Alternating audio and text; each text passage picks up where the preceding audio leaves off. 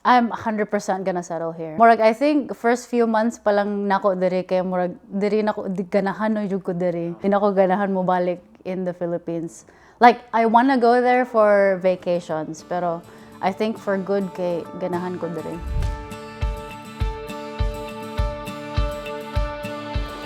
Kim, maayong gabi. Salamat kayo. Thank you for being here. Maayong gabi. Thank you so much for having me. Oh yeah, it's been a long time coming. How long have you been here in Australia?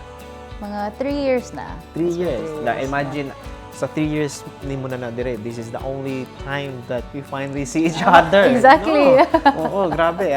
It's like we're worlds apart but actually just cities apart. Yeah. Okay, so without further ado, let's dive right into the questions. Kani kay very surprising man kainin, no?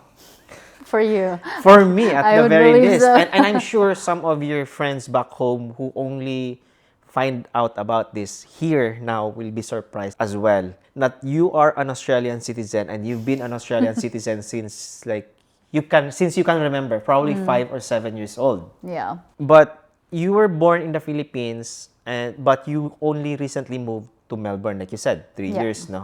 Oo. Growing up, did you ever actually feel Australian? Not at all. I mean, even now, especially na moanhi ko diri, I feel a lot more Filipino than I've ever felt before. Kay I've always thought na Filipino ko, and I only use my passport for when I travel to the US. So, not an Australian at all. Filipino yun. So kumaga true blue Filipino. Yeah, 100%. Sa kanina sa wika at salita. Basta mo na siya. Ayoko i-test ng Filipino daw. Now what makes one truly Filipino in your opinion and truly Australian as well? Now nga naanak ko diri for 3 years, ang akong maingon is, if you love your rice, you're 100% Filipino. Yes. And I have a lot of friends pod nga, dili sila Pinoy, they're Greek, they're different kinds of races, but they really love their rice and they love to make their rice fluffy. Just because kay ilang partner kay Pinoy po. So I'm like, yes! Okay. So in that sense, that's how, okay, Pinoy jud ka. I mean, that's more po akong ma-think of. Yeah. And it's fair enough because growing up, of course, we always eat rice. Whereas here, you go to a party, you go to your, for Yeah. example, like office dinner or lunch, like rice. Lahi ra gyud. Especially kanang naay mga parties nga you can go to nga murag pika-pika ra bitaw and mura ilang ma-serve na food. Pero kung moadto kag Filipino party, kabalo ka naay food tanan, naay ma-take out, they will give you food going home. So murag it feels like home, especially And pag yeah, and given now that you're saying that, I remember before sakay mig cruise, river cruise, and free lunch included, and we were expecting, Filipinos bago pa sa Australia, we were expecting like full-on lunch. Pisto pika-pika ra man di ay. Had we known, mga midaan sa balay. Oh, good. Oh, yeah. cheese and crackers. So how did your family eventually become Australians? So si Mommy, katong dalaga pa siya, she moved here in the Philippines in Australia with her sister. So they lived here for a while and became citizens. And then I think because my mom and my dad were childhood sweethearts, so when she visited the Philippines, they rekindled their relationship. Yeah, they got married. So after ato, now they have 2 kids. They tried to move back to Australia, and I think murag in the first few months that they were trying, my dad kind of realized nga I think I like my life better in the Philippines. So, murag niuna siya Pilipinas, and then my mom and my sisters lived here for a bit, and then eventually they just went home in the Philippines. And now we're all living in the Philippines ato nga time na dayon. Growing up until I was 30. Like, kaingon na yung papa na, I think I like my rice better in the Philippines. But, so kato na time, ang imuhang mom and sisters, they were already citizens, or apil pod ang imuhang dad na citizens. Kay ang imuhang ramang mom ang nag-una diri. Yeah. Akong mom ra and iyang sister ang citizen. But then, My dad, I don't think he got a citizenship. Murag, it was more of spousal visa. Yeah. And since it's the mom na citizen, automatic tanan po children. I think she had to file for it. So they Okay. call it citizenship of descent, by descent. So I think she filed for it sa Pilipinas na. That's why I didn't have it when I was born. Murag, I had it growing up, murag 6 years old, 7 years So old. sort of gi-renounce nimo ang pagka-Filipino nimo at 6.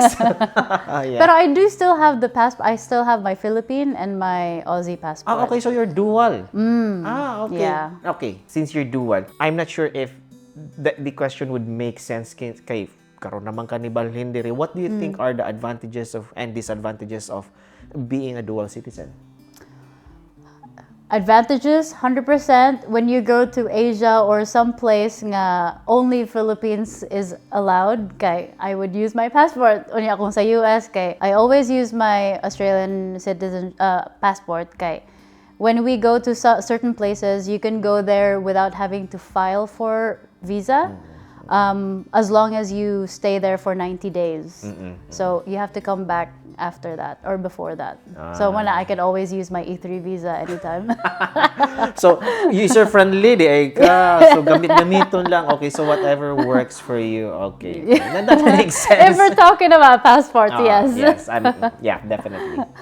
So, a lot of Filipino families, no, na as soon as they get citizenship. Actually, bisag gani work visa lang or any visa that would allow their family to stay here, immediately they would grab that. Yeah. Why did your family decide that you particularly should still grow and study in the Philippines?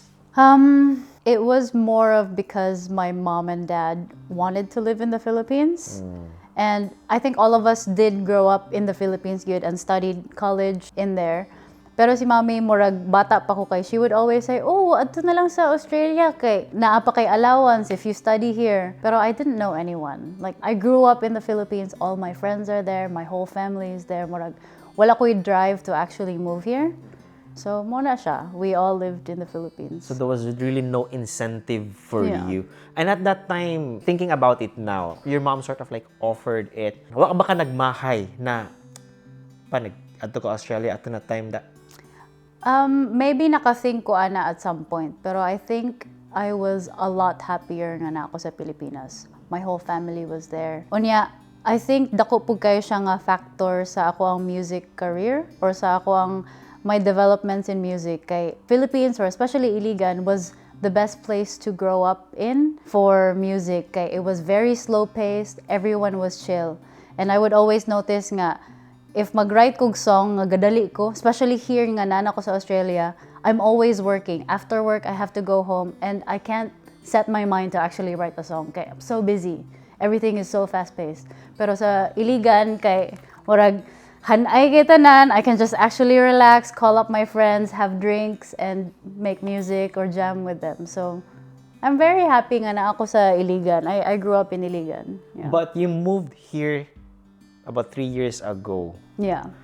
Unsa man ang imuhang na feel ato na time na oh my god, I'm finally moving out of the chill happy place and wala ba ka hunahuna na oh my god, what is anong sa mag-apekto ani sa akong music?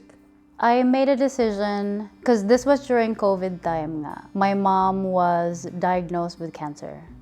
We were taking care of her and watching her throughout COVID nga murag gasakit na gani siya. Everyone is also sick, so mahadlok mi nga matakdan siya. So we were kind of like always tiptoeing and making sure nga okay lang siya. But then in 2021, that's when she passed away. So, murag dito na ko naka-question sa akong self nga, unsa naman akong gibuhat sa akong life? Kanang, mupadayon pa ba ko ani or should I just try to find a different environment to actually try to also rewire my brain on how life is supposed to be lived? So, I thought nga, naamang ko'y citizenship or passport. Maybe I should try Australia. I wasn't sure nga, 2023, nag-book na kong ticket. Wala, di ko sure kung if I'll actually make it. Kay, what if wala ko'y makita nga trabaho? What if they won't actually accept me because lahi ang life dere. And wala ko, murag, they also say nga, they hire people who have local experience. But if you actually don't have one, how will you start? I gave it a trial run for the first few months and luckily nakakita naman po kong job. So, and then now I'm still here. Would you say then na kaning imuhang, if you've been here for the past 3 years, kaning imuhang time karon, are you still sort of like figuring it out? Or naana ba ka sa phase na, okay, I think I'm gonna settle here? I'm 100% gonna settle here. Okay. Murag, I think first few months pa lang nako diri kay murag diri nako di ganahan no jud ko diri. Okay. Di nako ganahan mo balik in the Philippines. I wanna go there for vacations, pero I think for good kay ganahan ko diri. What was the main driving factor of that decision na first few months pa lang, like, oh my God, this is where I belong? What made you say that? It was because this is such a progressive place. I didn't realize nga there's so many backgrounds nga sa Pilipinas. You only see a lot of Filipinos and probably Caucasian people. Pero when I moved here, I didn't realize nga, naamang po di ay Viet, na Thai, different kinds of races. So, and I can see nga, especially now that I'm working in a company nga, it's a very multicultural. Kay mas na-appreciate na ko nga there's different backgrounds, different ways of working, different personalities. And mas na-broaden akong mindset. And I would prefer to be in that kind of state rather than just a really closed mindset. Confined Yeah. lang. Dito lang imong circle. And that's a Yeah. really good answer. Oh, thank you. Looking back now, are you grateful that you actually experienced a very Filipino childhood before eventually moving here? Yeah, kaayo kay I think one thing na akong na-experience dire kay, like I said earlier, Australia is very multicultural.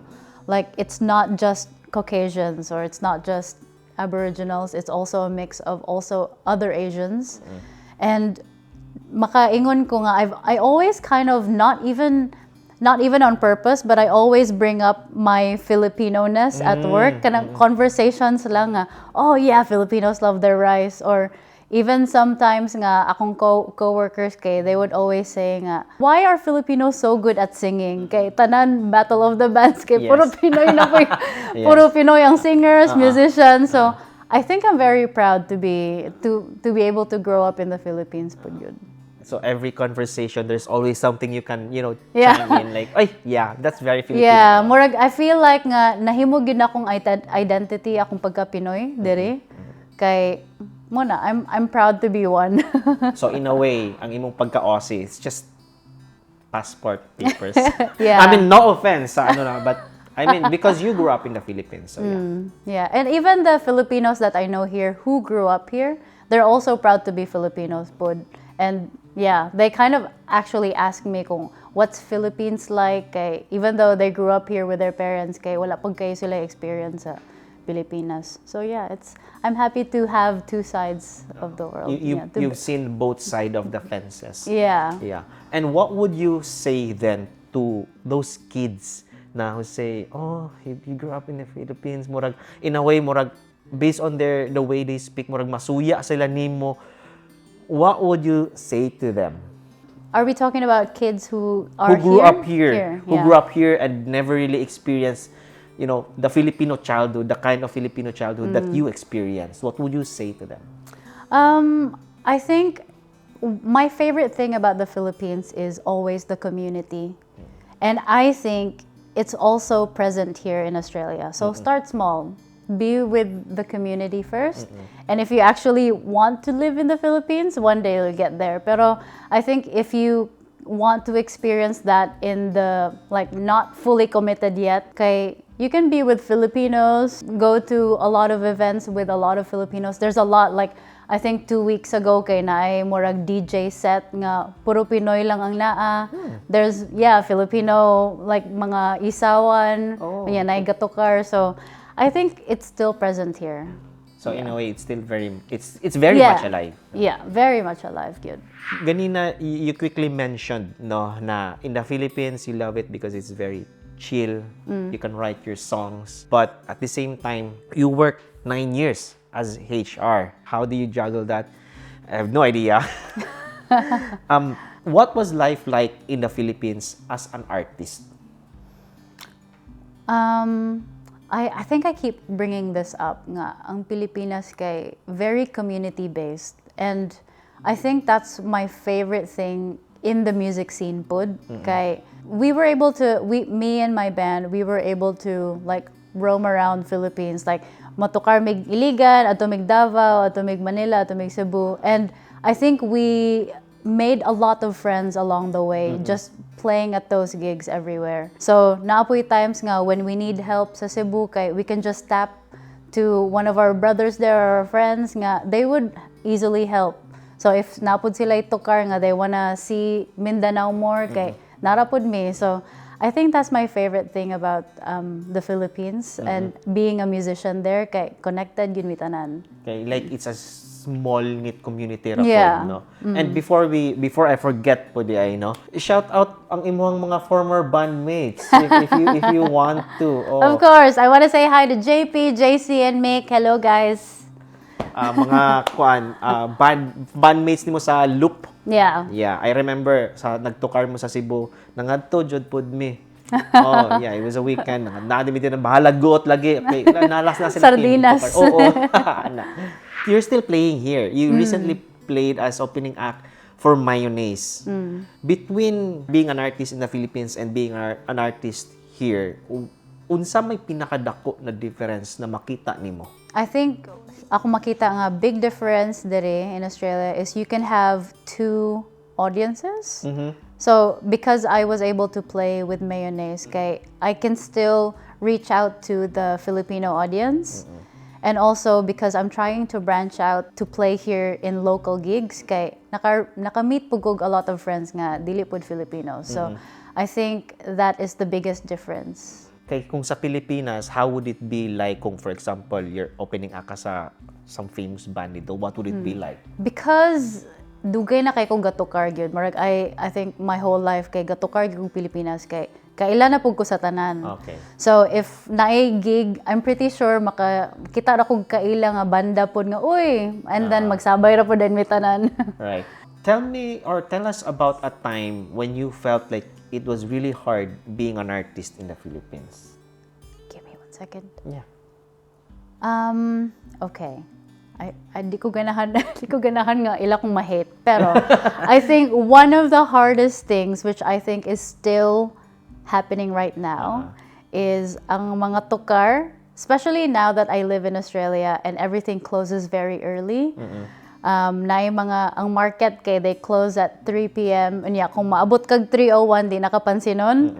In the Philippines kung naa kay gig unya 11 p.m. imong slot, there is a possibility nga you'll have to play at 2:30 a.m. So I just saw a friend's post that happened to her. So, No way. So yeah, I think that is the hardest part nga Filipino time pud gyud gihapon ang tukar. If you're set to play at 11 and naka-play ka let's say 11:20, 11:30, I think that would be fine. Yeah. But you play at 2 a.m.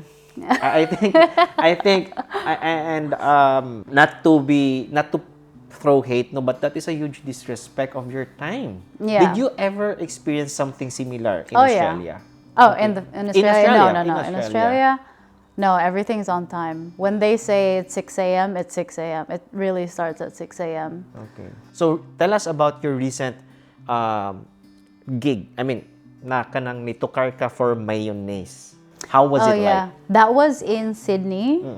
And we had two bands there. So there's Mayonnaise, there's me, and then I'm not sure of the other one. But you've actually interviewed Bjorn. So Bjorn's band. Oh, okay.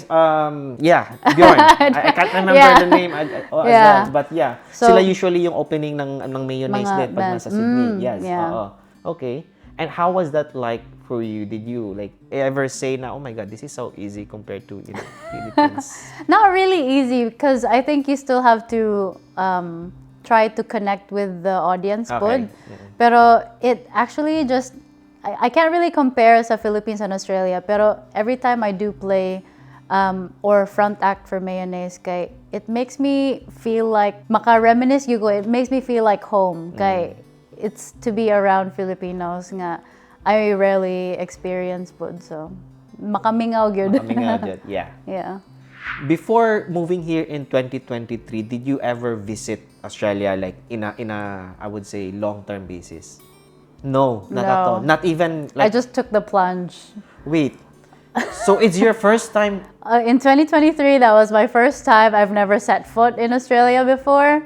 So, diretso ko ni sugal. jump with 2 feet. Yeah. As in. And Yeah. what did you think your life in Australia would be like?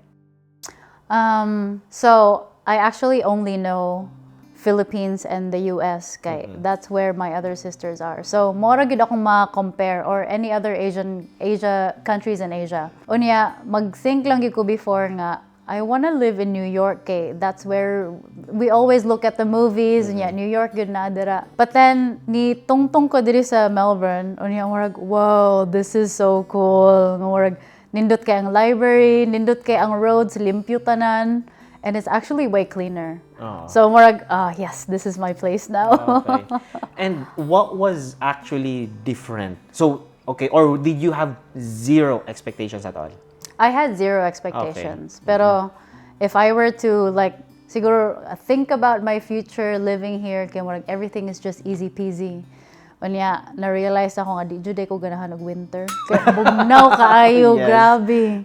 Yeah. This is going to be your third winter now. Yes. And still haven't adjusted. Yeah, not one. Bugnaw and then hangin. So, pero everything else is great. Yeah, definitely. Yeah. When you came here, when you moved here, did you feel like starting all over again, or did it feel like returning home? Oh my God, It doesn't make Australian. sense because it doesn't make sense because you've had your citizenship practically your whole life, but you've only set foot in Australia. I can't ever say I'm returning home. Kay murag everything is so new. I'm definitely starting over. And willing ko mo start over because this place is amazing. So everything is worth it for you. Yeah, everything is worth it for me. So now you've seen the life here, yung limpyo, ang library, ang transpo, and everything. What's one thing about life in Australia that Filipinos in the Philippines sometimes underestimate or kumaga don't just brush off? I mean, even though we have everything here, kay mingawan jud, I really miss home. Kay murag waking up to have a cup of coffee and yet just enjoying the sunrise. Kay everything is so chill, so slow paced. Murag I think mauna ang ako ang ma-miss diri. Kay every time I wake up, I have to go straight to work. Or even if I wake up early, I still have my to-do list. Kay murag everything is just murag you have to do this, have to do that. Pero dito kay murag if every time I'm home, kay I can just clear my mind, take a breath and enjoy the day. Given that, is there something apart from what you mentioned now? Is there something that Filipinos back in the Philippines you think they take for granted? I keep saying this again. Ang community yun. Kay the sense of family in here is not the same as the Philippines. Kay the way Filipinos love nga kanabitong you can see a person's flaws, pero because you're family, I will still love you and you will be here with me. Mura ginana bitaw. And I don't ever see that here. Maybe it is present, pero I just think na mas prevalent yun siya sa Pilipinas. So community, sense of family, mao yun siya. So that's something that Filipinos back home I take feel for like granted. I feel like yeah. What about ang coffee? What about ang sunsets? The things you mentioned earlier. I mean that other than that. Yes. Tama din, no? Other than that. Yes. Okay. Last question. Now that you've experienced both worlds, what part of you feels more Filipino and what part feels more Australian? Musugot ta sa Australian Okay. kay ang good day mate. Good day, mate. How you Okay. going? Oh. Okay. Kanang murag I feel like I am more Australian because I can hold a conversation with other people. Kay I think sa una on my first year kay murag hey how you going or how are you kay di ko kabalo sa itubag mo. Huh, are you talking to me? Or inana bitaw. And I feel like karon kay mas chill na. But in a more serious sense kay my mindset really has changed. Throughout the 3 years nga I was here, I feel like I've had a more progressive mindset, which makes me feel like this is the Australian part of me nga. I don't accept bullshit anymore. Okay. If there is someone who treats me badly, kung Filipino version pa ni kaning ako before, kay I would just brush it off nga, maybe he's having a bad day or sige na lang, inanabitaw. Pero now nga mas aware na ko on what I should be or how I should be treated, kay I will not take that bullshit, sorry. And it's easier to be more blunt because I think people here like it when they tell you what you need or what you want and what you don't want. And they won't take you seriously for it. It's just a fact. Ano na siya. Now, what about sa imong pagka more Filipino? More Filipino. I am actually more proud of me being a Filipino now than I was before. Okay. I hope people won't hate me, pero I used to think na, di ko ganahan Pinoy kay chismosa kay tanan. Pero karon kay, I actually now see the great side of Filipinos nga. Filipinos are actually courteous and very hospitable. And I always hear this but never really understood it. Pero karon kay, okay, that is actually true. I now understand nga, Pinoy. Murag, now that I'm seeing the news here in Australia, kanang mga daghan kay mga stabbings and everything, murag makathink ko, I think mas buutan ng mga tao sa Pilipinas actually. So yeah. Mas chill jud dito. And going back to your answer earlier dito sa you don't take BS anymore, and I think it stems from us being a Filipino na sa una, okay, sige lang mosugod ta to avoid conflict. Yeah. Yes. 100%. 100%. Thank you kaayo Kim, paspas kay atong interview mo ratag gatabi. Thank you kay Icon. I'm out of questions. I want more but I wish I prepared more, but that's it for now. Daghan kay salamat Kim. Thank you so much for being here. Kim Trinidad, singer-songwriter sa Philippines. She's been an Australian ever since, like 5-7 years. I didn't know. But yeah, she's now here in Melbourne and loving the life here in Australia.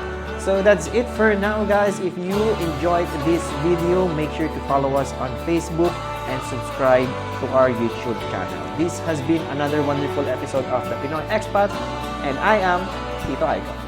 See ya! Thank you!